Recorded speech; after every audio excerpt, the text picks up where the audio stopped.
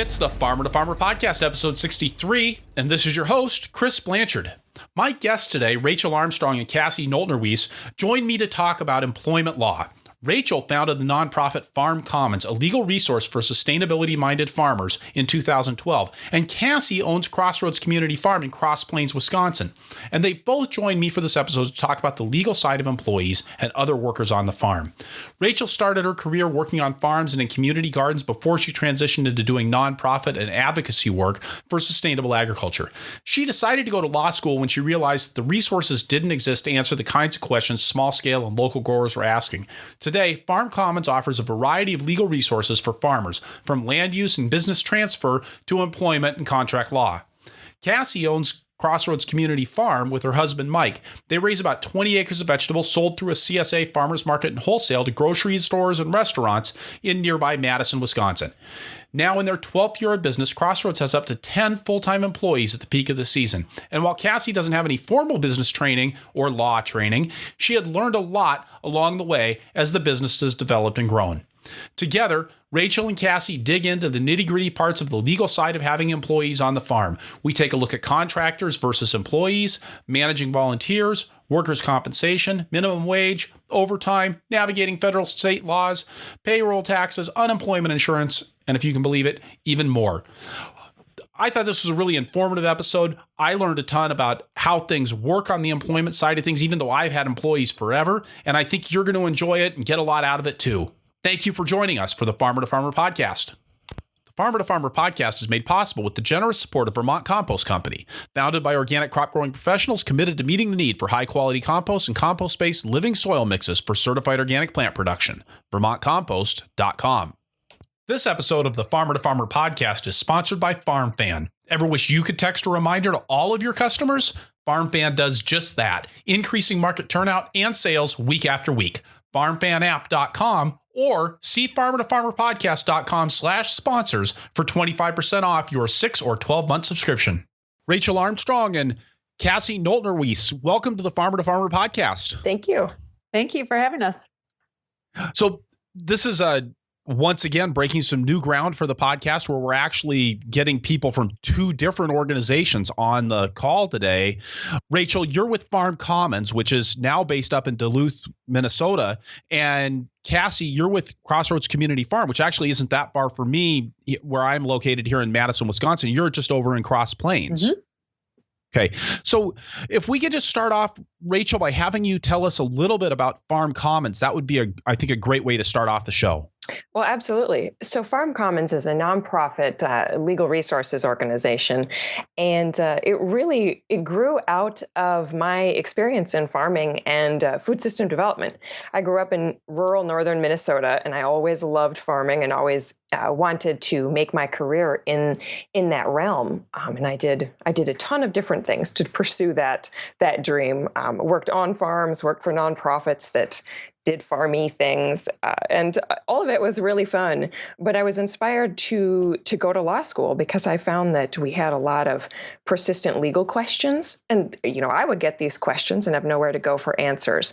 And so I realized, well, okay, somebody should try to solve this problem, and that's how Farm Commons came about. So we provide legal education to farmers, and most of it's all free and on our website. Great. And the website is? www.farmcommons.org. And of course, we'll link to that in the show notes as well. So I have to ask, you actually went to law school to become a lawyer for farmers. Definitely. I never in a million years thought that I would become an attorney. It was just not something I dreamed I would do. I knew my career would be in farming. And it was really out of a desire to try to be more useful and provide real tangible value that wasn't already out there in the community. And this was the biggest need that I saw. And it's kind of funny because, law school is a huge investment. And I probably should have thought about it a little harder before I went. And I had this moment when I'd been in law school for about a month and a half. I went home after a long day at school, sat down on my couch and thought, oh my God, thank goodness I like this, because I really did not, I didn't do a lot of research. I just knew, okay, this is a need and I'm going to make it happen. And I've been very lucky in some respects that I absolutely love figuring out how the law applies to farm operations, particularly direct to consumer and sustainable farms. It's really interesting work, and it's becoming of more and more concern to farms as we grow and become more innovative and diversify. There are a lot of legal concerns. So it's a rich and really enjoyable way to stay connected to the farming community that I love. Great. Thanks, Rachel. And Cassie, do you want to give us an introduction to yourself and to Crossroads Community Farm? Sure. So my name is Cassie Noltnerwyss, and I own and operate Crossroads Community Farm with my husband, Mike Noltnerwyss. And we are a CSA farm primarily. About 60% of our farm goes to CSA. And then we also direct market to one farmer's market primarily in the Madison area. And then we wholesale to grocery stores and restaurants in the area. Most of our food, actually almost all of our food, it doesn't go any more than 20 miles from where it's grown to where it's consumed. So we're pretty focused right here in the Madison area. We're a diversified vegetable farm. We have about 20 acres in total. And at our peak part of the season, so if you're looking at, sort of the June, July, August part of the season, we have 10 full-time employees at the peak. So that's 8 folks working in the field, and typically 2 to 3 that are hired on to help with our farmers market. And that's sort of, I'm saying that in terms of its relevance for our conversation later today. And the reason I'm part of this talk today is that, like many farmers, I don't have any formal business training. I don't have any formal law training. I sort of fell into farming and do this with my husband and have been learning along the way.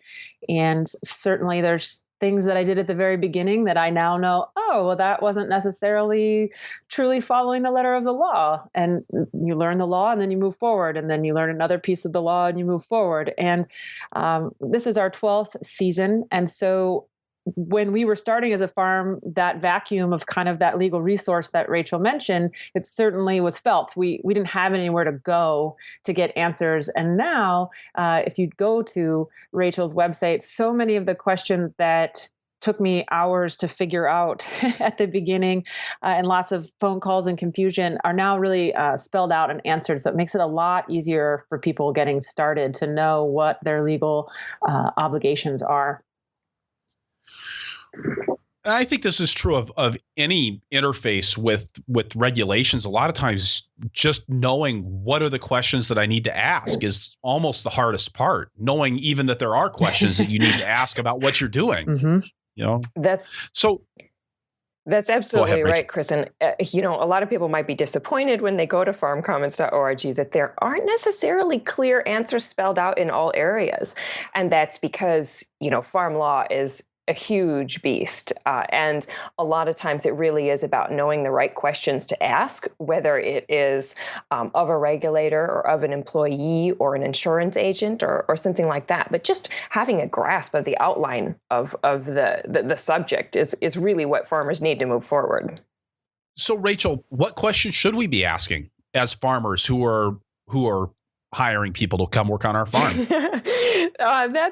That's a really good question. And if I could steer you in a slightly different direction, Chris, and for your listeners, the first thing to keep in mind is that this can be really overwhelming. But don't let that stop you. If we were to run through all the questions you need to ask, people would go, they'll put their hands over their ears and run crying to the far corners of their fields. We don't want that. That's not necessary. We learn as we go, just like Cassie did. We take the bits of information, we figure out how they're going to work for our farm, and continue to move forward in doing what we can. And it's about risk management and about making careful choices for your farm. And that's what farmers do every day. And farm law really isn't different. And employment law, although employment law, it's exceptionally beast-like amongst the many areas of law that we could get into, but still we got to take it from okay, we can do this and we can make this work for our farm. And I think, that's a huge part of what Cassie can contribute to this conversation, is the way that they've made the mechanics of employment law, made their obligations really work for the farm and not just be a rote burden, the man telling you what you got to do. So let's dive in. I mean, when we're in this whole world of employment law, who are we talking about here? Who is an employee? Oh, that's a really great place to start. Who's an employee? We can start off with some myths right away. So first, a lot of folks use an independent contractor classification. Now, this is super common, not just in farming, but in all areas of business. Big businesses, small business, multinational corporations, they're all using independent contractors. This is really popular because you can save a lot of money that way. You're not responsible for your payroll tax obligations, for tracking minimum wage, workers' compensation, those sorts of things. So it's very popular, but it is definitely legally problematic, and people get in trouble all the time for doing this too. And that's kind of the part we don't talk about as much, what the bad things that can happen if you misclassify your employees as independent contractors. So Uber has everybody that works for Uber as an independent contractor, right? I mean, why can't right. we do that too? Perfect example. I mean, Uber is viable only because they classify everyone as an independent contractor. But we know about that because that has gone to court, and because they've had their hands slapped and they're going through the appeals process on whether or not they are independent contractors. And that hints at a complex area of law as to who is and is not an independent contractor. And it really comes down to the level of control that the boss has over the employee or contractor. The greater the level of control, the more likely that person is an employee. What do you mean by that level of control? So you exercise control over a person when you tell them when to show up, when you tell them what to do, you tell them how to do their tasks and the tools to use to accomplish those tasks. That's all control. Lack of control is like hiring a plumber to come to your house. You don't sit there and tell them which pipe wrench to use and how exactly to do their job. They do it and then they leave and you pay them, and that's it. Right, but if I'm hiring well, from what you've said, if I'm hiring somebody to come work on my farm, if I hire a teenager to come out and hoe 3 afternoons a week, that person probably isn't an independent contractor because I'm probably giving them the hoe that they're going to use, and I'm probably the only person they're working for, and I'm telling them when to be there. But I'm curious, I know a lot of farmers have crews of oftentimes migrant labor crews or, folks that weren't born in the States and who are coming out to their farm either in small groups or en masse, particularly to do jobs like hand weeding or bean harvest. And I know that a lot of those folks are being treated essentially as independent contractors. And that's a different situation. Those folks may be, and there is another body of law that controls the wage payments and responsibilities towards work crews. And those fall under migrant worker laws. And oftentimes the migrant worker laws apply whether or not they are what we think of as migrants. If you're working on a contract basis with a crew, and especially if those folks don't consider your state their residents, then a whole nother set of laws apply in addition to potentially independent contractor laws. On our farm, I can say that we've never hired someone in an independent contractor situation or status, because basically, if you look at the rules, we're telling our people when to show up, when to leave. We're telling them what to do. We're giving them the tools that they have to do it. They may have some flexibility, down the road, how they harvest one thing or manage, how they're actually going to get it into the shed. But the overall process of, let's say, harvesting the lettuce, getting it out of the field, getting it in the shed, hydrocooling it, and getting it in the cooler for storage. My husband and I are all the way down the line dictating how that job is going to happen, kind of start to finish. And so the people who work for us, they are not independent contractors. No matter how you strike it, they just aren't. They are employees. And so in most farm situations, that's how employees are. Now, it's a question of risk. And Rachel would probably be the first one to tell you this, that there are certainly farms who will hire folks and call them independent contractors. And to the letter of the law, they aren't, but they're taking the risk to do so. It's kind of like speeding. You can say, well, the speed limit is 55 miles an hour, and I understand that, but I'm choosing to go 60. So many of us might anecdotally know people who are hiring independent contractors, but doesn't mean that they're actually following the letter of the law when they're hiring them as farm crew. Now, in terms of the work crews, from what I understand from Rachel, that's like a whole hornet's nest of different laws. And we've never hired people on as work crews here on our farm. And the reason isn't necessarily because the law is complicated. The reason for us is that we've understood that generally with those work crews, there'll be one person who is kind of the head of the work crew who's responsible for everybody else. And the money for the task being done, whether that's hand weeding or strawberry picking or what have you, the money for the work that's done usually goes to that crew leader or sort of crew boss. And then that person then distributes it among the rest of the work crew. And as farm owners and folks who are really very passionate about living wages, we don't really feel comfortable with that setup because we have no guarantee of knowing that everyone in the work crew is actually being paid what we think they should be paid. They're only being paid what the crew leader would be paying them from that pot of money they're given from the farm. So we have not worked with work crews for that reason, because we just can't guarantee that everyone who's doing the work is getting paid the same and being paid fairly. So from a practical standpoint, Cassie, how are you guys managing when you have a surge in need for help on the farm? I know that was a place on my farm where we would turn to some independent contractor labor, was when we were looking for, we had an acre that had gone to weeds and it needed to get cleaned up. Yep. We'd say, okay, we need, let's get 10 people in here for a day and get this job done, where I couldn't do that with the crew that I had on hand because there was already enough stuff to do, which is why we were behind on the weeding in the first place. Exactly. We definitely find ourselves in that situation sometimes where we say to ourselves, wow, wouldn't that be really nice if we could call in a crew for a day? And what we end up typically using in our farm, I don't want to fast forward us into a different subject if you don't want to go there, but we have a worker share, or what we call a dirty hand share program now on the farm. That's primarily people who are coming and doing work on the farm, and in exchange, they're going home with food. And we typically use those folks to be staying on top of that hand weeding or those kind of menial tasks that our main crew isn't necessarily the focus of what we're doing. Get the plants in, get them out into the world, right?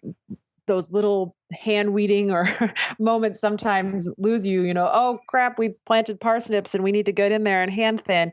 We use our worker shares for that to help us stay on top of everything. And then sometimes we'll kind of email out to our membership. If we really get stuck, we'll try to do like a Saturday work day where we'll email out to all of our CSA members and say, hey, we really need help on this, XYZ task. Come on out to the farm and help us out. So that's how we've managed to get around not needing to use the work crews. But it's not to say that we haven't been extremely tempted to do so in the past. Well, and I guess, Rachel, that would be another question for you now. Here, Cassie has people coming and working on her farm who aren't necessarily, they're not coming in as employees, but they're clearly doing work and they're receiving something in exchange for being there. They're going home with vegetables. Yeah. Absolutely. And it is, like most areas of employment law, complicated. This is one of those things. And, as an attorney, it's my job to say, okay, these are the rules. These are the rules. It is the farmer's job to figure out what good risk management means to them. And if we're looking at what the rules are, The harsh reality is that there isn't really an opportunity to work on a for-profit farm without either being an employee or an independent contractor. Those are our two basic options. And if we exercise control and tell that person what to do, they're an employee. Now, we all know farms who use volunteers and who offer folks the opportunity to receive food and product in return for their labor, and we call them volunteers. But the problem with that is that the law doesn't recognize volunteers for a for-profit operation. And, the intent behind that is good. It is to prevent exploitation. In periods of high unemployment, businesses could simply say, well, all right, we're going to take volunteers now. We're not going to hire anyone. We're just going to have volunteers. And you can see how that would be bad for the economy as a whole and reduce the power that workers have over their situation and their options. So the law kind of takes this blanket, universal, you can't have volunteers for a for-profit operation. And especially when they are being provided some compensation for their labors, they look more and more like employees. So that's a risk. It's a risk that each farm has to think about and reckon with. And it's also good to note that the enforcement of the laws can vary depending on the states, depending on the political climate at the time, and other factors. So some state departments of labor, who are often the ones enforcing these laws, although it can be federal as well, the states have said, okay, we understand that this is a thing that happens, and we are willing to entertain the possible idea that maybe this isn't exploitation. They're not saying it's okay. They're not saying go right ahead. They're just saying, we understand. And so it's not the end of the world sometimes when folks do use volunteers in their for-profit operation. But if you manage your risk really conservatively and you want to cover all of your bases, it's not a risk that you would take. So Rachel taught me a term a couple of years ago called measured risk. And I really like this term as a decision-making tool as a farm owner. And we now understand the law. And if I was a true, just straight to the letter of the law, I would have to get rid of this program on my farm. From what I understand now, someone is coming out to my for-profit entity. They are working with the expectation that they will go home with food. So they're doing labor in exchange for something. And I now know that that's not necessarily following the letter of the law. So why might I still do this program? There's a couple of reasons. One, the biggest part is that when we talk about local family farm agriculture and we use names, a lot of us call our farms community farms. We really mean that. We mean that we're feeding the community, and we also believe in bringing the community to our farm. And as long as I have people calling me saying, I want to volunteer on your farm, if they're calling me and saying they want to do that, outside of the fact that there may be rules that say technically they can't do that, if they're calling me saying they want to do it, I'd like to bring them here. And most of the people who do it would probably do it without the food. They just want to be on a farm. They want to learn skills for their own garden, or they're in an office all day and they cannot wait to get outside and get their hands dirty and make their back hurt at the end of the day and really feel like they've done something. And we believe in that part of bringing community into the farm. I've talked about the labor reasons that we still do it. It keeps my regular main farm crew focused on the more core parts of what needs to be happening on our farm, but it provides us this extra labor to help us not get lost literally in a field of weeds by the end of the season. So that's some of the reasons why we want to still keep folks coming here, but there's that point of measured risk. So when we have folks come here, we've definitely changed how we do it and how we have them here over the years. We're much more aware of what the laws are and making sure to minimize risk as much as we can. So how do I do that? The first way that I do it is we make sure that our volunteers know that they are volunteering.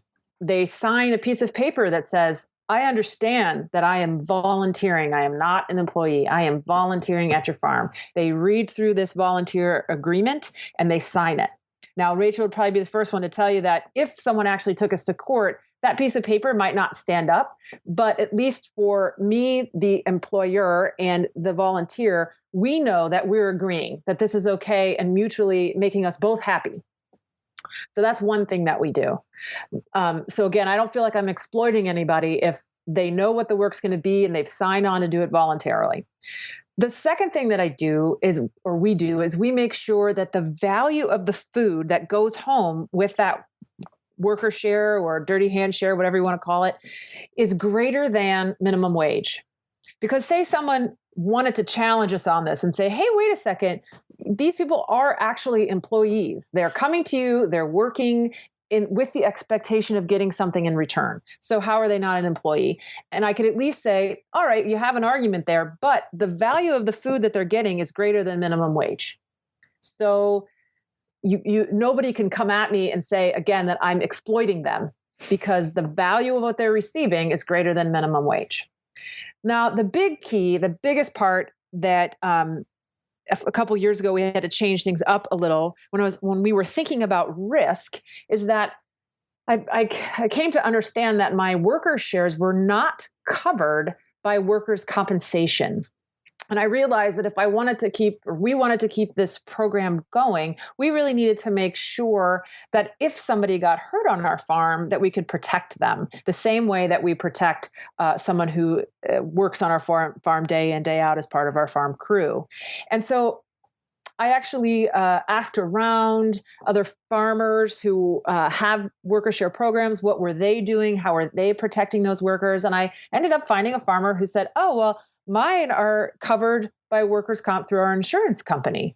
So I asked some more questions and realized that if I switched insurance companies and talked to my insurance agent, they were actually willing to put all of our worker shares on our policy to be covered by workers' comp, even though they aren't receiving a W-2.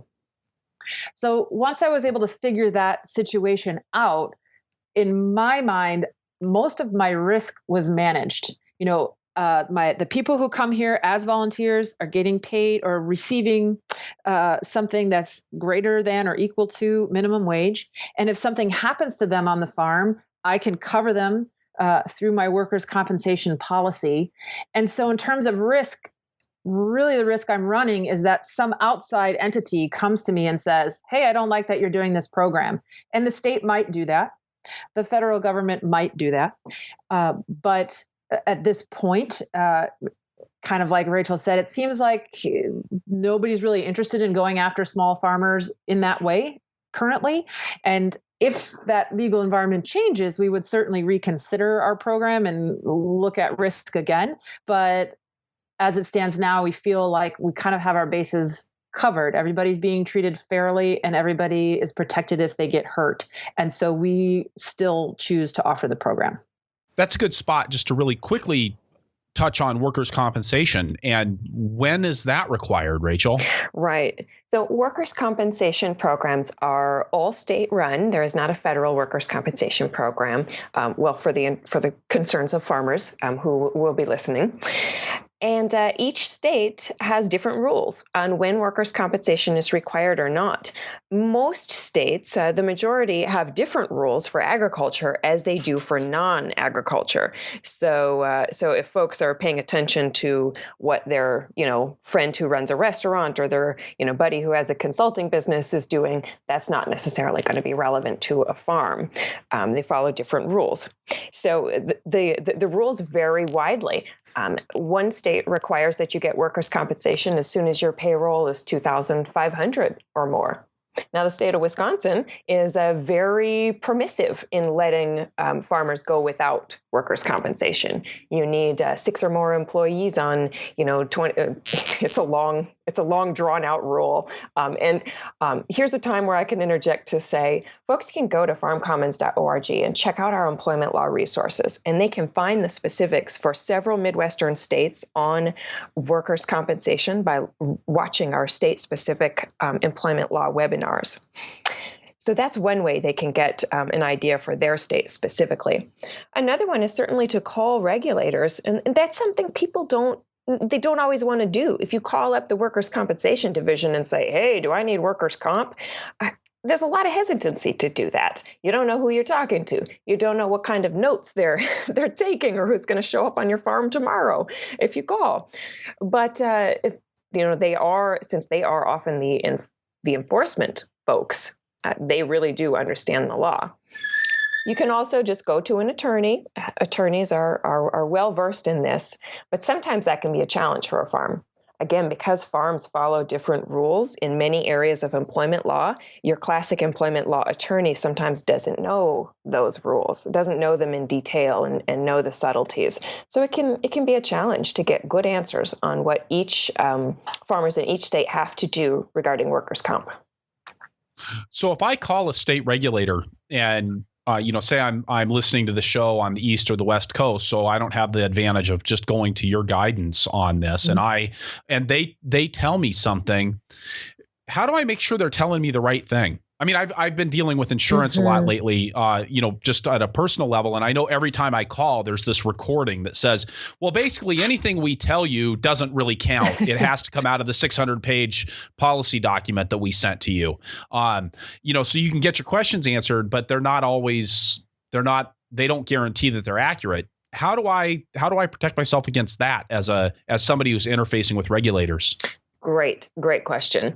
So regulators interpret, apply, enforce, but they don't write the rules. And ultimately, the court is the one that interprets any rules and regulations as to what they truly mean. So the regulators can't do that.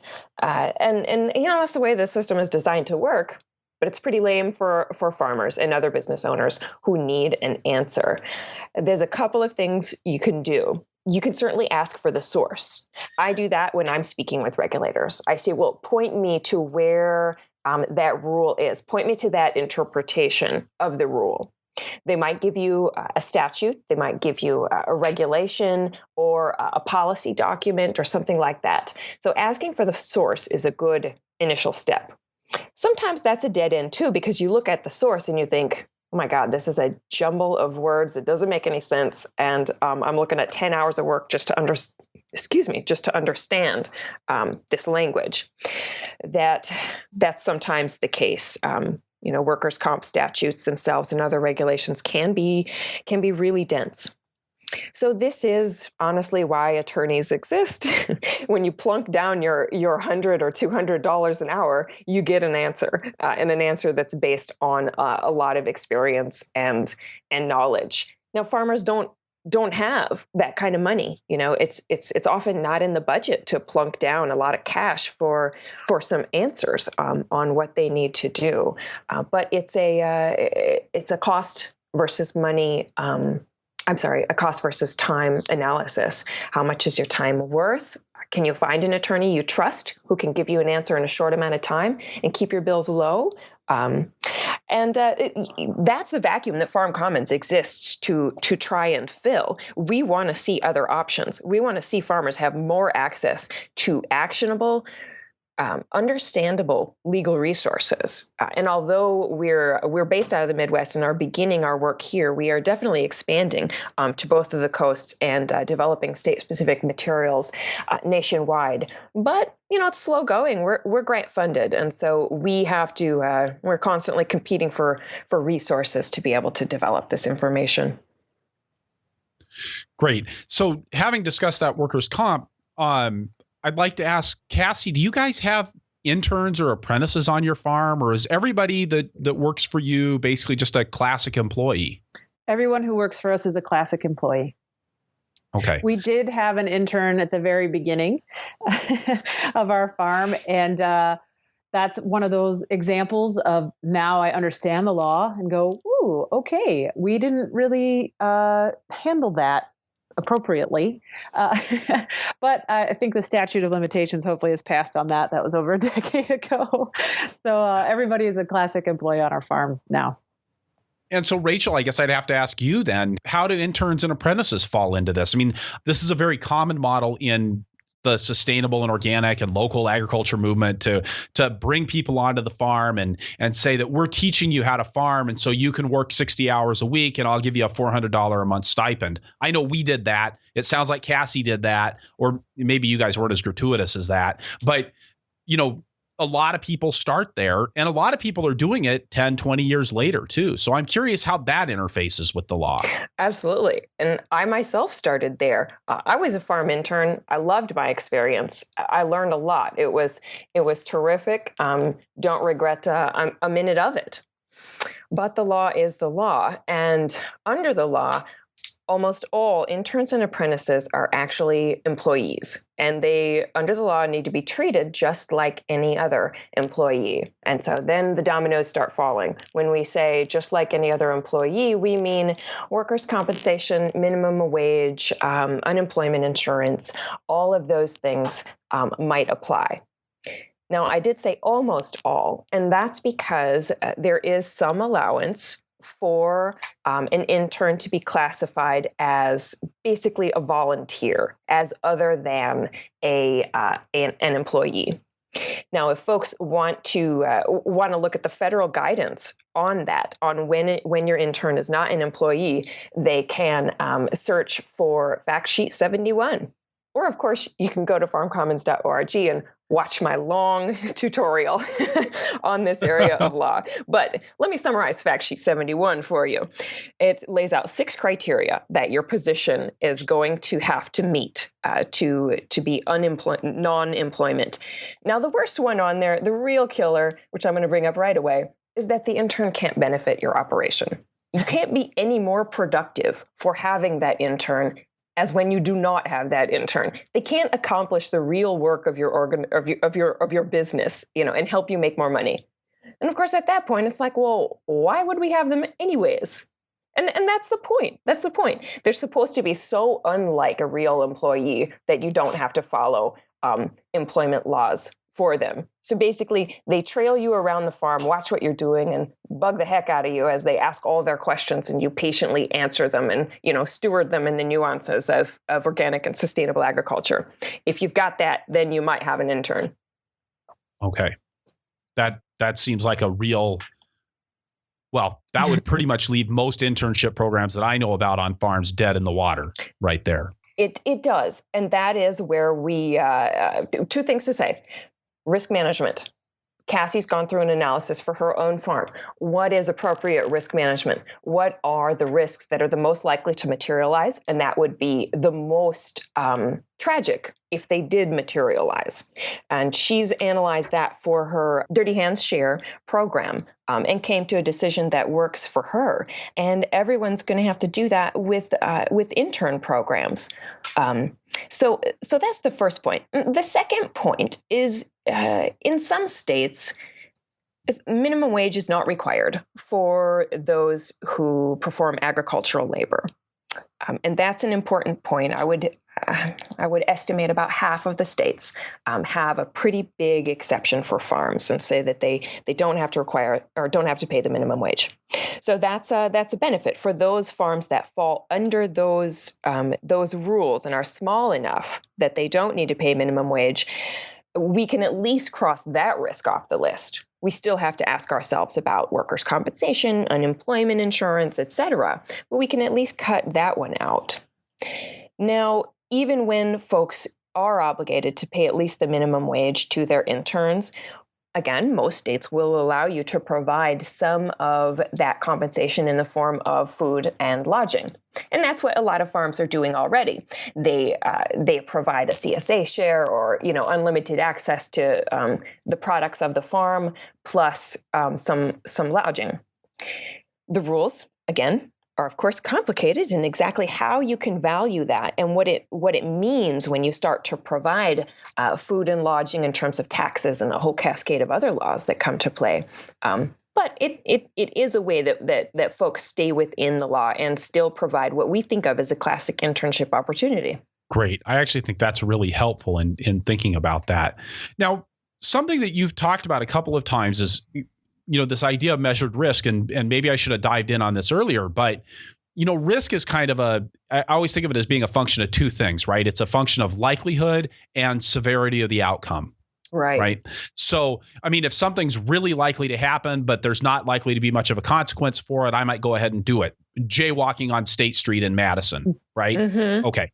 So, but there are other things where it's not very likely to happen, getting in a car accident, but the severity of the consequence is pretty high. So every time I get in my car, I do put on my seatbelt, right? I've only been in 2 accidents in my whole life. So, I guess I always think about that, right? So when we're talking about the risk, doing this management of a measured risk, what are the consequences if you get afoul of these labor laws?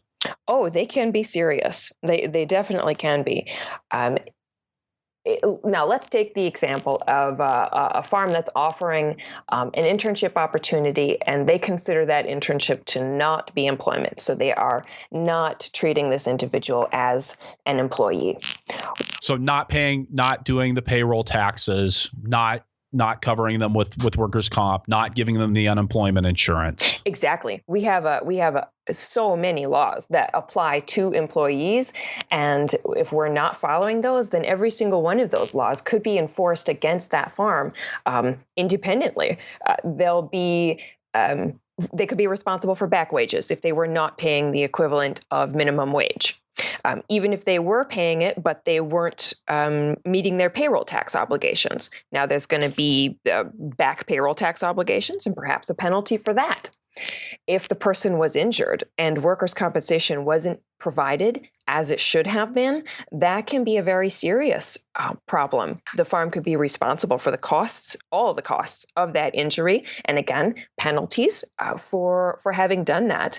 If the farm is exceptionally derelict in their duty regarding workers' compensation, it can sometimes be a felony not to provide that, and that's because the risks of injury are so devastating, and farms are hazardous places. So that's a big one. But we can keep going down the line. We have the unemployment insurance tax that the states have, and other things. And again, I'm going to emphasize that not all of these rules will apply to all farms, because farms often have big exceptions from employment law. But folks need to know whether they're under that exception or whether they are expected to provide it. One thing, too, as we're talking about measured risks, is I like to think of it as the law is setting the minimum of what we have to do. And one of the things that, if I can spread my word in terms of how we look at this, is it shouldn't always be about meeting the minimum. So just because there's a minimum doesn't mean that's the only place you should be. So let me give an example with workers' compensation, because we've been talking about that. So we, as a farm at Crossroads Community Farm, have definitely met the threshold where we are required to offer workers' compensation on our farm. And so we certainly do that. But we actually began to offer workers' comp before we were legally required to.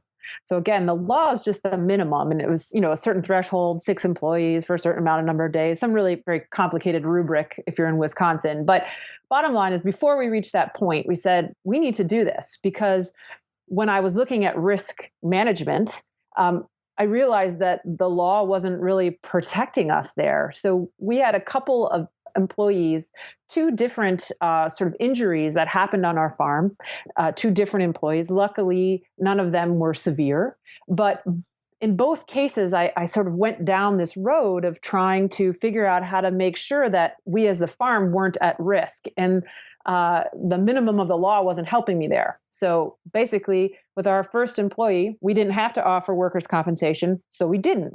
And our worker got hurt. He cut himself, and it was fairly severe. We're not super severe, but he cut a tendon in his finger.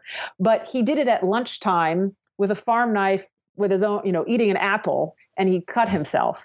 And so it was this really weird gray area where he wasn't really doing something for the farm, but he was using a farm knife that happened to be new. So it was sharper than he was anticipating, which is kind of why he ended up cutting himself.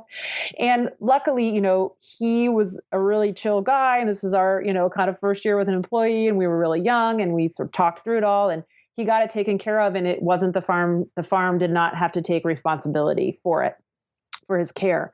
And after that happened, we went, whoa, wow, talk about the risk that, we have exposed ourselves to. So at that point, we didn't even have general liability insurance as a farm that year. And so I realized, here I am just educating myself as we go. Hey, honey, I think we really ought to do this. Let's talk about this. So anyway, got ourselves some insurance, and I talked what I thought was very clearly with the insurance agent and said, okay, so what happens if one of my employees gets hurt on the farm with this whole general liability, commercial liability, umbrella, all these terms they throw at you? What does this really mean if somebody gets hurt on my farm? And her response was, oh, well, you have this $5,000 medical clause. So if something happens to your employee, you've got this $5,000 to take care of them. And then if that doesn't work, then you have this, general liability umbrella. So I'm like, great. So I think to myself, kind of like, all right, we got this $5,000 for bills, should we need them. And then this magical, mythical umbrella that protects me from everything is sort of how I understood it. Right. So then we fast forward a couple of years, we have another employee, she gets hurt. She hurts her back. She's taking a crate. She's putting it up on the truck. She's at farmer's market, and she, boom, just like right there, she pulls something. We all see it happen. You can see that instantaneous injury. And so I was so proud of myself because I was able to say, hey, I can take care of you. Here's what we're going to do. We have this medical liability thing. You go to the doctor, you get the care you need. We're going to pay for the bills. And we did that. And so I still thought everything was okay. We paid out of that medical liability clause. So good to go. Happy rainbow umbrella was doing its job. But then we fast forward a couple more years, and I'm getting more savvy. And so, each year where that insurance agent comes to your house and they rattle off what you have on your policy, I was getting better at asking more specific questions. And so I asked her, okay, so I had, an employee who hurt their back. This all worked because we were under the $5,000. She was fine. She went to the chiropractor a few times. We were able to take care of it. What would have happened if $5,000 wasn't enough?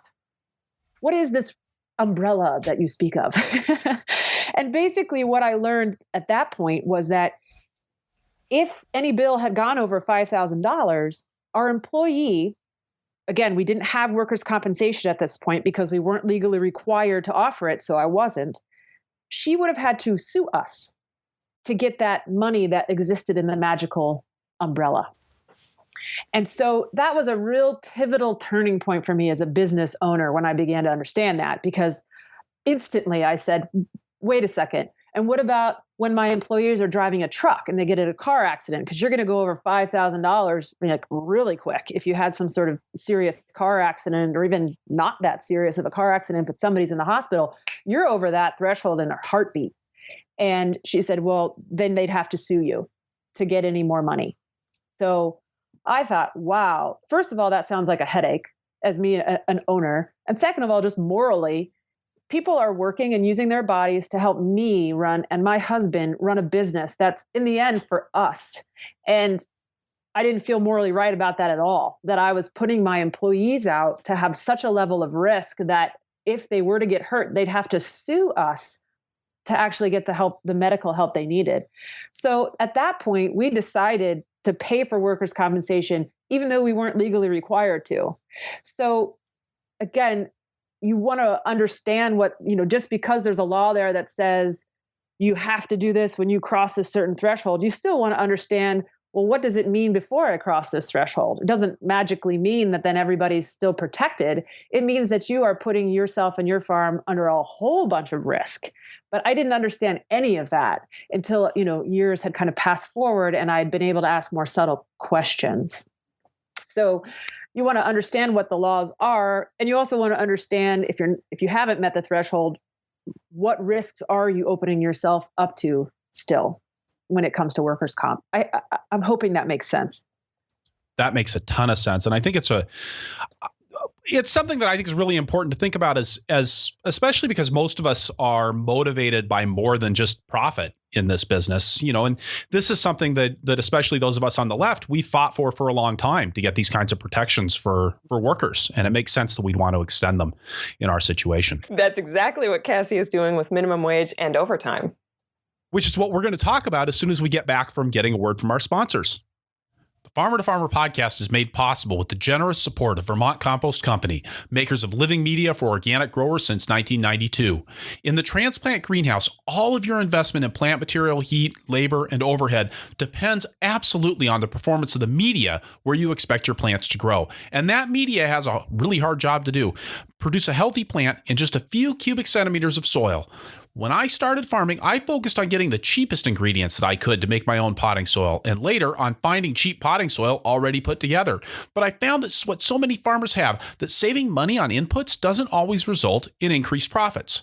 Jennifer at Vermont Compost can tell story after story of customers who switched to less expensive options, but who have come back to Vermont Compost for the consistency and the quality of their potting soils. And even though it's not all about saving money, Vermont Compost's pre-buy program can help you get what your plants need at the best price, with the best shipping options delivered at a time that works best for you. Plus, their shared truckloads program organizes shipping to other regions in ways that gets shipping prices down to the level you'd pay right there in the great state of Vermont.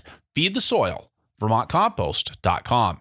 This episode of the Farmer to Farmer podcast is sponsored by FarmFan. Most farmers market customers only visit the market 2 or 3 times per season, and there are plenty who make it less often.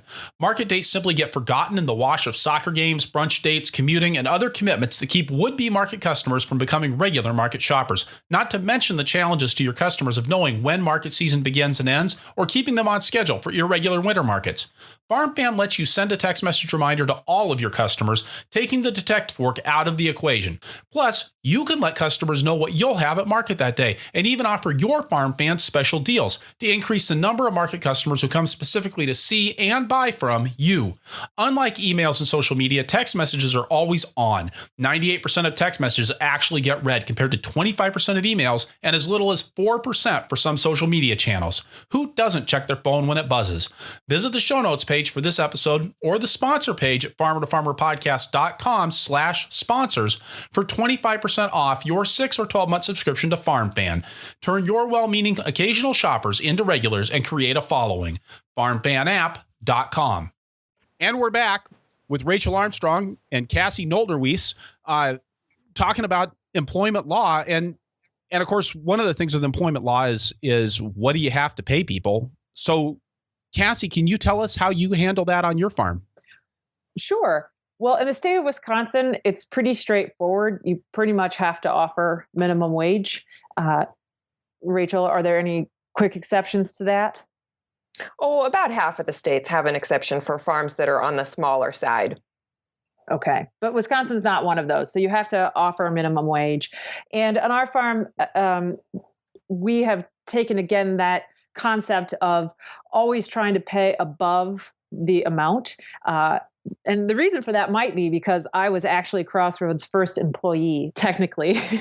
My husband and I started working together in 2007, but we were still dating at the time prior to, we'd started dating prior to me working there. And so we thought, well, just so things don't get messy or in case we break up or whatever, let's just make sure I'm a paid employee. And I'd worked on some other farms before. And at that time, minimum wage in Wisconsin was $6.55. So I proposed to my then husband to be in the future, how about we pay me $7.50 an hour? And he agreed. So I was the first employee and started the trend that we've always paid more than minimum wage. And there's a couple reasons that we've done that. First of all, it just helps attract better candidates. Not every farm is in the position to do that. And certainly when most of us get started, that's really hard to do. But the more that you can offer, even just a little bit over what that minimum is, it just increases your candidate pool for people to work at your farm. It also, again, on that moral level for us, we didn't come into farming purely as a business venture. We came into it as a full lifestyle, as a way of, we want to be local, organic family farmers, and we want to try to kind of upset the general paradigm. And so we're not always going to do something at the minimum. And so we believe that hard work is farm work is hard work, it's important work, and it deserves really good pay. And I don't think anybody doing farm work really gets paid as much as they should, but to the extent that we can offer more, we do. And that's always what I say to other farmers, just offer more as you're able, if you can. And as a farm, we've been striving towards a living wage, and this is year 12. So it's the first year that we've been able to do that. And so Madison's living wage, and a living wage, if you're not familiar, is kind of like the amount someone should be paid so that they don't need any public assistance. And that is $12.83 an hour. So in each town or county or area, you can look up online, they'll have a different sort of wage. But since most of our employees are coming from the Madison area, we chose that wage. It's $12.83 an hour. And so this year, that is the start. Everybody makes at least $12.83 an hour. And we did that without raising our CSA shares of our boxes. So it's just something that we felt very strongly about. Wow, congratulations. That's really awesome. Yeah, thank you. Thank you. Well, hopefully I did my budgeting right. We get to the end of the season, we're okay. So what about overtime? How are you guys handling that? Well, so overtime in Wisconsin, as far as I know, it's pretty straightforward. We don't have to offer it in agriculture. So we're completely exempt from doing this. But as a farm, we decided that we were still going to offer it. But it's really kind of cool since there is no law, like since we're not required to do it, that means that Mike and I, we can just make up how we want overtime to work on our farm. You know, it ends up almost being a program on our farm because it's not a law that we're following. So what we do is we pay time and a half for hours worked over 80 in a 2-week period. So you could work 50 hours one week and 30 the next, and I'm not going to pay overtime for the 50. And that gives us some flexibility with weather, especially in the springtime. Like right now, we're just kind of like waiting and waiting and waiting for the ground to dry, and then boom, we're going to go crazy, right? So but the reason we did this was it's a tool to recruit labor. So again, when you're trying to get a good candidate base and great people to work on your farm, most farms don't offer this. And so a lot of people are like, oh, wow. And what it really does is it's respecting workers' life outside of work. So before I was a farm owner, I was a farm employee. And I just hated it when, I was told like, yeah, we're going to work 9 to 5 today. And consistently, I would work till 6 or 6:15 right. or 5:15. It was very frustrating as an employee, especially when you don't understand the full scope of what the owners are going through. You're just looking at this like, you told me 9 to 5 and you keep pushing me over and you're still paying me for that time, but you're not respecting that maybe I had dinner plans or maybe I had something else I was going to do. So we, offer this as a way of respect. And the other reason we do it as owners, we want to do it because it is a good gauge for when we need more labor. So we don't ever want to pay overtime, and we rarely pay it. Maybe we'll pay 1 to 2 hours on an employee's time. And it's kind of like a breaks for us. If we all of a sudden a bunch of people were having to put over 80 hours in 2 weeks, that tells us you need more help. You need to hire somebody else. And it's a heck of a lot cheaper to hire a new employee than be paying everybody that you already have time and a half. And it keeps everybody happier over the course of the season because you're not overworking anybody. So, Rachel, could you comment on the overtime thing from a legal perspective? I mean, so here in Wisconsin, it isn't required. How common is overtime in the ag sector?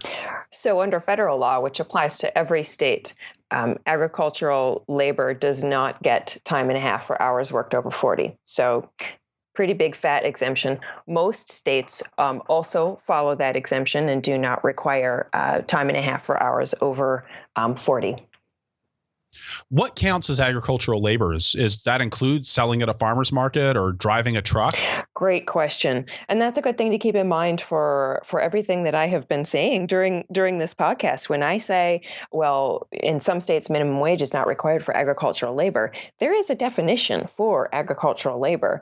And it's not anything that the farm does. It's a careful definition. For the purposes of overtime, though, the definition is quite broad. So most things that a farm would be doing would be exempt from overtime. So selling at a farmer's market, doing some cooperative distribution, hosting events and festivals and things like that. But it's important to note the definition for the purposes of minimum wage is a little bit more narrow.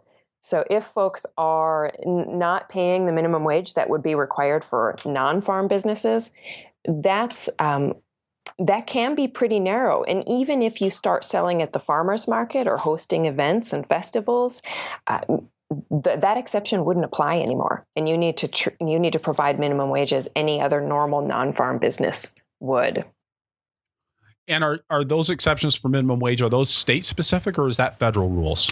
We are talking about a complex intersection between state and federal rules. So here's an issue where folks would need more information and where Farm Commons is busy trying to provide that. Folks in the Midwestern states can check out our tutorials that help combine state and federal laws. So if I'm looking at a state law and a federal law, how do I know which one applies? Whichever one is most onerous, that's the one that applies. Nice. Yep. Exactly. Okay, so on the subject of compensation, then, we've got the ACA or Obamacare, which covers the whole health insurance thing. I don't think that kicks in for the level of employees that probably most of my listeners have. Is that right, Rachel? That is true. You would need to have 50 or more employees before you're obligated to provide health insurance. Okay. Now, Cassie, you mentioned kind of going above and beyond in your world, especially when it comes to compensation. Do you guys offer health insurance on your farm? We don't. And I wish that we could. We discuss it each year. We think that it would be a great thing to show your workers that you really care about their health. It certainly is a benefit that would recruit workers to come to the farm. But for us, when ACA passed or Obamacare passed, it did not make it easier for us to offer to our employees. We were very hopeful. As many farms know, health insurance is just this huge thorn in your side, and it really did not make it easier to offer to our employees. And so one of the options we could have, the way the law works now, is we could offer it as a cash stipend. We could say, hey, we're going to give you $100 a month or $200 a month towards health insurance, but it would still be taxable income. And so we decided basically that there's a pot of money that we have that, is dedicated towards paying for labor on our farm. And it's kind of like how you decide to dress it up. We could say, yeah, we're going to give you this health insurance, but then it would have to come out of their hourly wage, essentially. So we decided to put that money into higher wages and a gear stipend instead of health insurance. So that's just sort of how we decided to do it. But this would certainly be a great area for folks if you wanted to go above and beyond. This is certainly would be a wonderful recruitment tool for good farm workers. You said a gear stipend. Now, I assume that still fits into something that's taxable, right? Yeah. Okay. So taxes then. Rachel, do you want to talk a little bit about taxes on wages? That sounds great. Yes. So payroll taxes are an unfortunate reality for businesses of all types, and farms aren't much different in this area. The moment you hire somebody, technically, federal payroll tax is owed when you provide one person $150 in wages or more, or your total payroll is $2,500 or more. So basically, right away, you've got to start contributing to federal payroll taxes. Now, the basics are the Social Security and Medicare taxes, which some folks call them by the acronym FICA. these are both employee and employer taxes. So one percentage is withheld from the employee's wages and then given to the federal government, and the employer pays that for the privilege of having that worker. And employers are not allowed to deduct their portion from the employee's wages. So it's 7.65% for both folks, and so that can add up pretty quickly. It's a heavy responsibility for having employees. States also have income taxes, and they have different rates and different thresholds at which you need to start withholding. And some states will allow farms to not withhold their income tax obligations for folks, but that's a state-specific rule. Some do, some don't. So a great publication for farmers trying to figure this out. Definitely checking out Rachel's website is step one. But there's an IRS publication 51, Circular A. It's called the Agricultural Employers Tax Guide. It will spell out all this stuff for you if you are wanting to learn how to do it yourself. I did taxes on our farm and all payroll and everything by myself until this year. But you can also use online payroll services. And one of the things I'm discovering with the online payroll service is they kind of do all this stuff for you. So if you don't want to dive into IRS Publication 51 Circular A and learn all those rules, in some ways you almost don't have to. If you decide to outsource to a payroll service, they're going to keep you on task for just about everything that you're going to need to do for your federal and state taxes that apply to wages paid out to your employees. So Cassie, up until this year, how are you handling it? That publication was kind of like my main source of learning the laws, and I learned how to set up payroll through my QuickBooks, and I was, just doing it myself. But the end of the year tax filings and requirements and all the different forms were starting to get a little overwhelming, especially as we crossed into, having 12 and 13 different people on the payroll. So I've decided that I really want to be in the field more, and I don't want to be running payroll. I'd rather be driving a tractor. So this year I made the decision to outsource it. I know that when we decided to outsource our payroll, it made a huge difference. It was so much easier, and it wasn't just a matter of simple time savings. It was a huge mental burden. Yes. That went away. And the other really great thing they did, and I don't know if all payroll tax services do this, but we worked with ADP. They would actually, instead of me having to keep track of how much I was going to owe on the taxes that maybe I was paying once a month or once a quarter, they actually just took it out at every payroll. So I didn't have this big payable that came up once every 3 months, and that was also nice not to have to deal with that from a cash flow perspective. Yes, I'm really looking forward to that. Not having to have these big, you hit July and go, oh gosh, my 943 is due. And doing all this paperwork and trying to figure it all out. I'm very much looking forward to someone doing it for me, and the money just having come out little bits at a time. So it's not some big check that I forgot about that I suddenly owe. So I think that would be really nice. So now the other thing that I think oftentimes comes up when we're talking about employees is this idea of an employee manual. This sort of addresses all of the other issues around being an employee. Can you smoke? What time do you have to be at work? All of that kind of stuff. Rachel, Cassie, what can you tell us about your employee manual? I assume you have one. We just wrote one this season. I just finished it for the first time. We'd never had one because we sort of thought, oh, this isn't necessary. But the more I talked to Rachel and other farmers, it kind of seemed like, oh, this might be a good tool. It might make my life easier because I might be able to establish, some of the things that are part of the on-the-job training. There's some things that we can have people learn about before they're even starting. So, and it also provides us a a roadmap for situations outside of field training. So some of those things you're so focused on, here's how you transplant a broccoli start, that you don't necessarily talk about appropriate management of the lunch area, for example. So the manual kind of gives us a chance to put things into print that sometimes in the go mentality of the field season we forget to talk to people about.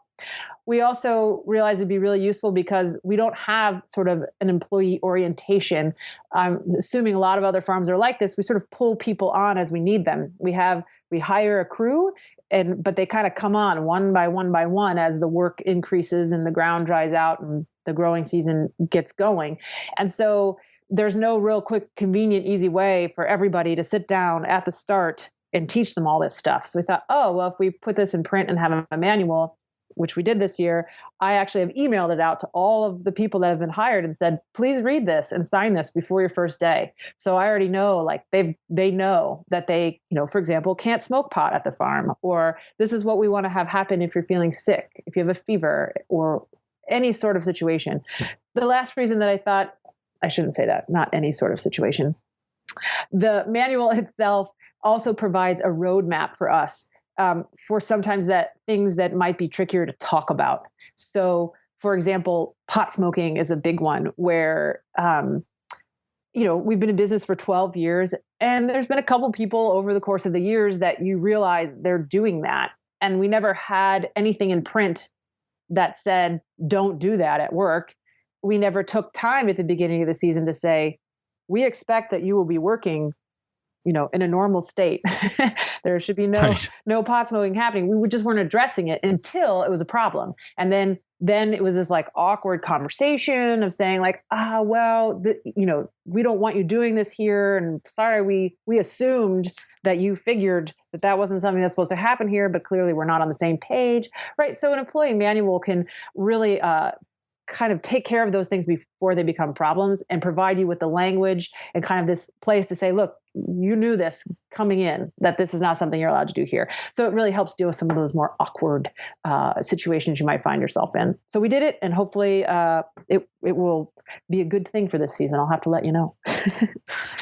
Rachel, are there any concerns with an employee manual? I mean, if you put one together and you leave something out, or you put something in that maybe is not kosher with the law, however that might be, are there issues there? There can be. Most folks would like to preserve their ability to let an employee go, and they want to be able to do that under a range of circumstances. Maybe farm comes into hard times, doesn't have the money. Maybe that person is just not a fit for the operation anymore. Now, to preserve your ability to let people go, you would like to keep that employee what we call at will. And that means you can let them go. To do that, you don't want to create any sort of employment contract with that person. An employment contract would be something like, okay, you're going to be employed here from the beginning of April to the end of October, and here's what I'm going to pay you. There can be a risk in creating a contract like that says you will be employed. Because you might be limiting your ability to let them go if those circumstances change. That becomes a risk with an employee manual, because you're laying out, okay, well, here are the rules. You need to follow these rules. You need to do these things.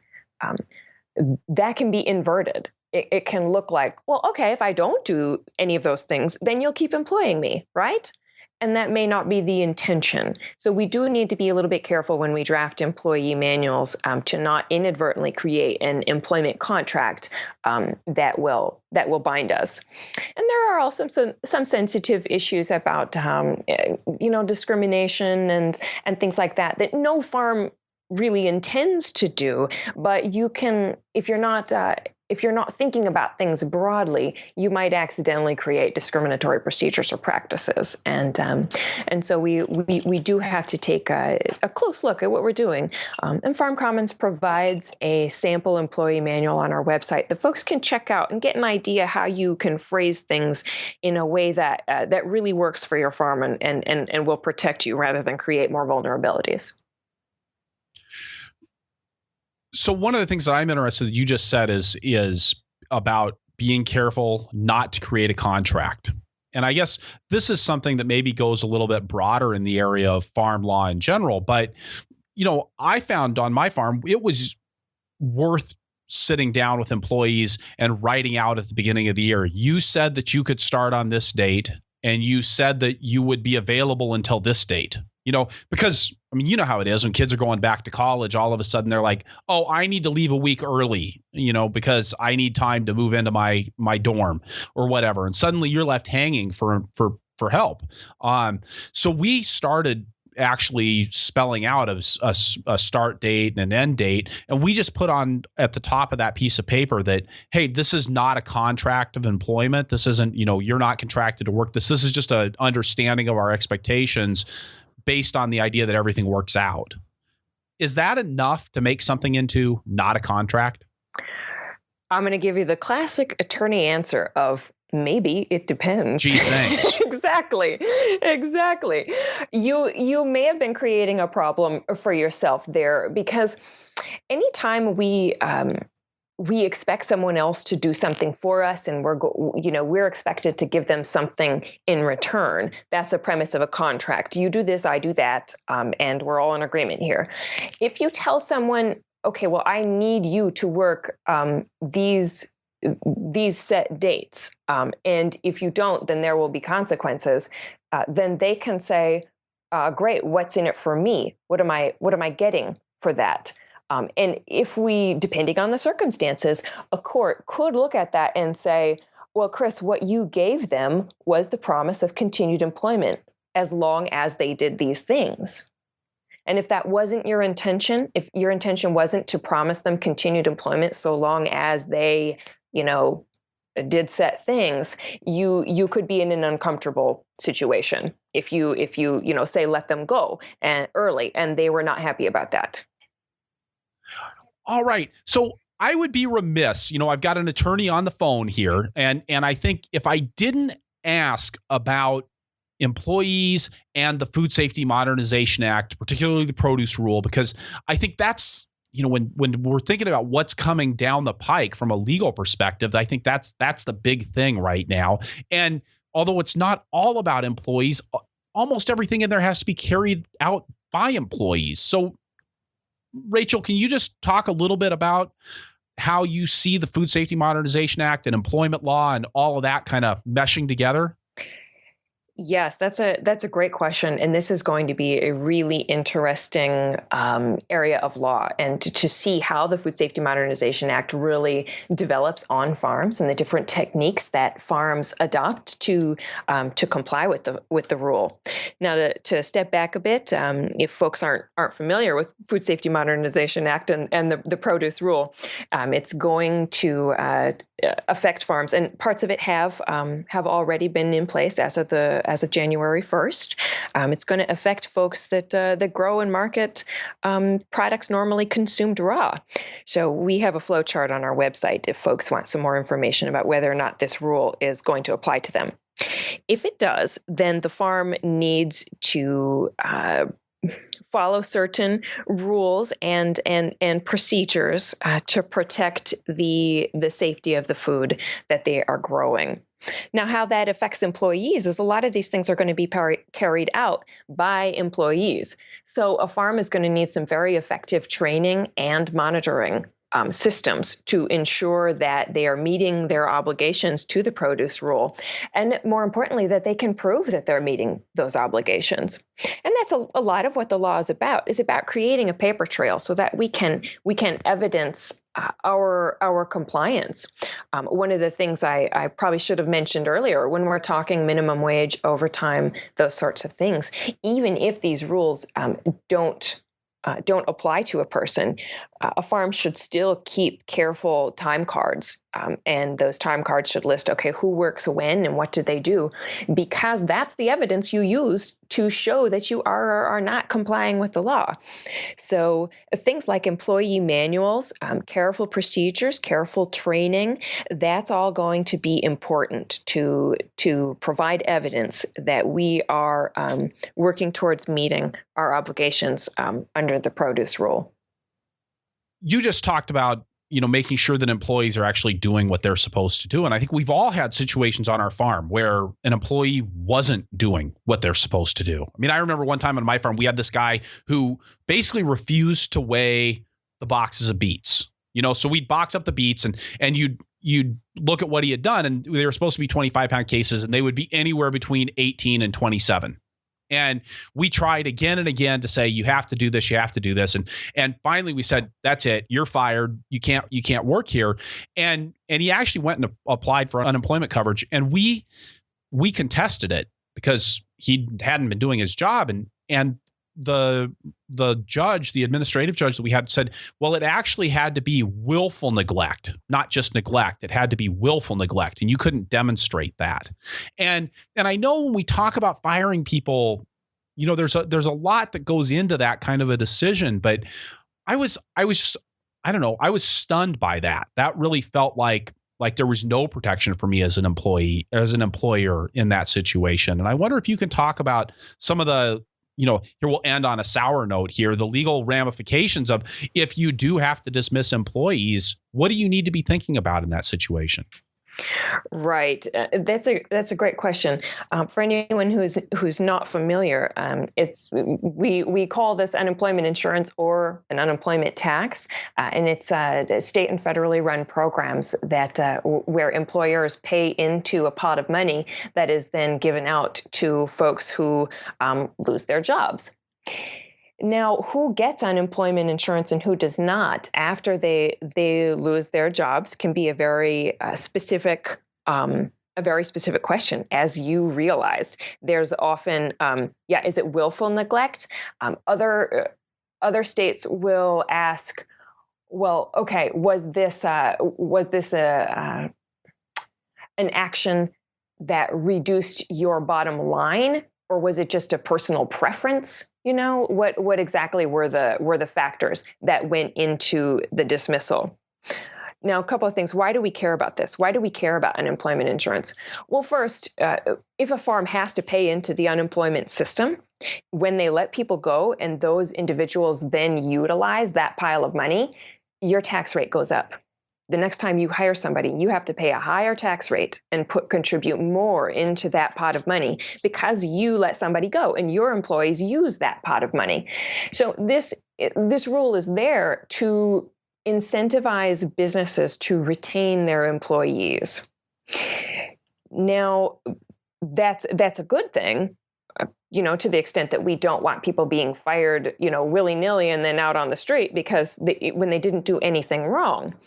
But it can be a tricky thing because you need some flexibility to take people on and let people go as it works for your business. And so a couple of things. At some situations, paying more into the unemployment insurance system might simply be the best choice. Letting that person go now, even though your tax rate is going to go up because they use the system, still might be the better choice overall because they're costing you more money by keeping them on every day. The second thing is you might want to know a little bit more about when your individual can draw on unemployment insurance and when they cannot. And you need to know that well ahead of time if you want to use that to guide your actions. You need a paper trail. When you go to that judge and say, no, I don't think this person should get unemployment, you're going to need evidence. Okay, this was the grievance. This person was informed of this grievance. They were given the opportunity to correct it. They refused to correct it. So that's where we get more to the point of willful negligence. And you've got to have that paper trail. Most managers, farm or otherwise, neglect that paper trail. They just don't take the time to document when employees are behaving poorly, document the instruction that they were given to improve that behavior, and the follow through. But that kind of stuff is really important to avoid an unemployment insurance claim. So that's a good one. And the last thing I want to note is that the federal unemployment insurance program and many state employment insurance programs have a huge exemption for small farms. And so once you get to the level of 5 or 6 employees, you might need to start paying into the system. But under that, it's not your concern from a tax perspective. The flip side of that is that your individuals cannot take advantage of unemployment insurance if they are let go. Some farmers let employees go and feel bad about it and want them to have the opportunity to draw on unemployment insurance. But if you weren't paying into the system, your employees can't take advantage of it. Even if the unemployment happened, not because you were firing somebody, but say because you had a hailstorm and your season came to an end. Exactly. With that, then, let's turn to our lightning round. We're obviously going to have to do this a little bit differently because this has been a very topic-focused podcast rather than focused on a farm. But and because we've also got two of you. So I'm going to start with you, Rachel. What's your favorite legal tool for farmers? Oh, great question. You know what I think is a really cool tool in this modern age where we have podcasts and we have the internet and we have all of these resources to get answers on anything. I'd like to plug the reference librarian. The reference librarian is a really powerful tool. These are real people who are trained to find answers for people. They're the original Google, and they're another source that you can turn to find answers on the law. Now, they're not attorneys. They can't give you legal advice or, read and interpret the law for you necessarily, but they can help you get the documents that you need to begin to understand the law on your own. I especially like them because many farmers do not have the internet access that they deserve and need to run their businesses. And so those offline approaches like a librarian are really powerful. Great. Cassie, what's the weirdest labor-related thing that's happened on your farm? Well, okay, it had nothing to do with the law, but I think the weirdest labor-related experience on our farm was just the interpersonal. This is a topic we never touched on, but we had two employees that began dating one another, but we all knew that they were married outside of the farm to other people. So that was the weirdest labor-related season, was that experience of being managers and watching this all go down and just keeping your mouth shut. Wow. Yeah. Wow. That was the weirdest one. All right. So, Rachel, if there was one thing that you wish all of your farmers knew about labor law, what would that one thing be? Well, it wouldn't even be a legal tidbit. I would go back to the to what I said at the beginning, which is think positive. The law is what we in this democracy have decided collectively is the best way to govern the relationship between employers and employees. It's not always the way that everybody agrees with. It's not always what's going to work best for your farm. But if you take that attitude that this is about developing good relationships, it's about respecting the folks who do work on your farm. It's about helping our economy be strong and be productive. You can open up your creativity. You can begin to think like Cassie, okay, how's overtime going to work for us, whether or not we're required to do it? And that's where the real power and potential of your employment program is when you can look at it and say, how do we achieve our farm's objectives through these rules? That's great. And Cassie, if you could go back in time and tell your beginning employer self one thing, what would it be? For farmers who have to wear glasses, transition lenses are those lenses that, turn into sunglasses automatically and then kind of turn not into sunglasses when you go back into the shade. You know what I'm talking about? Yep. So instead of having prescription glasses or prescription sunglasses or going back and forth, and do you wear contacts? I would have just worn the dorky transition lenses from the very beginning.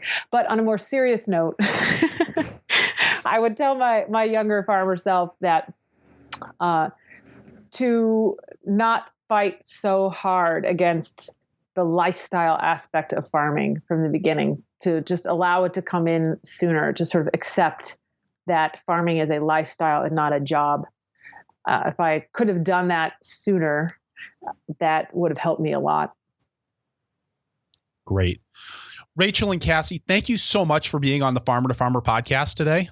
Thank you for having us. Yes, thanks. All right, so wrapping things up here, I'll say again that this is episode 63 of the Farmer to Farmer podcast, and that you can find the notes for this show at farmertofarmerpodcast.com by looking on the episodes page or just searching for Armstrong. That's ARMSTRONG. If you enjoy the podcast, I'll bet you'd enjoy my email newsletter, The Flying Rutabaga. You can check that out at farmertofarmerpodcast.com or purplepitchfork.com. Purple Pitchfork, that's my business that kind of has the umbrella over Farmer to Farmer podcast. Might be interested to check that out for information and resources. Also, please head on over to iTunes, leave us a review if you enjoy the show, or talk to us in the show notes, or tell your friends on Facebook. We're at Purple Pitchfork on Facebook. Your reviews and referrals make a huge difference in our ability to reach an ever-growing circle of listeners. One more thing, I appreciate so much all of the guest suggestions I received through the contact form on the farmertofarmerpodcast.com. Please let me know who you would like to hear from. I'll do my best to get them on the show. Thank you for listening. Be safe out there and keep the tractor running.